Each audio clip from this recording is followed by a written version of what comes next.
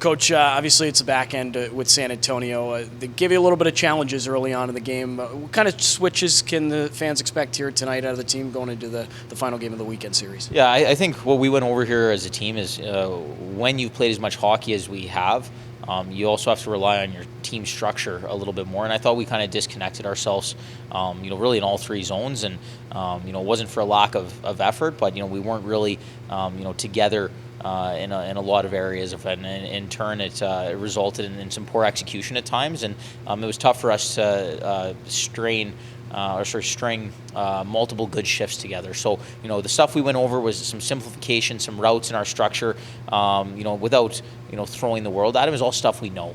We just wanted to reset us and say, hey, when we do what we do, when we connected as a group, good things happened.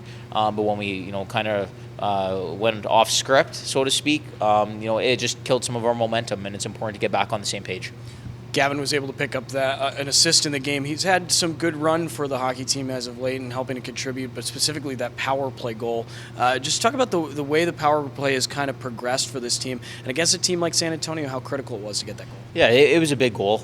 We've had some late power plays of late, and we worked on it the other day, and our guys, have been embracing what we're trying to work on, and that was a big goal to go 1 for 2 in the game last night. It was an important moment for us. Obviously, it was also a 6-on-4. We had the goalie pulled, but it was an important moment for us to get a point, and I think that goal obviously helped us get a point. When you go into this one with San Antonio, there's been a lot of hockey played for this team. So how's the legs management right now, and what's this stretch of hockey been like for this team? Yeah, it's been a lot. I think, if you look, I think it might be 7 games in the last 12 days. But, for us, every team goes through those stretches on the schedule. This happens to be our stretch. So it's relative for everyone. You got to find a way, like we just talked about, to rely on your structure a little bit. You got to find a way to keep your feet moving. If you're standing still, everything closes down on you. We talked about supporting pucks a little better, trying to find some speed through, the good areas of the ice, and then really not overextending your shifts.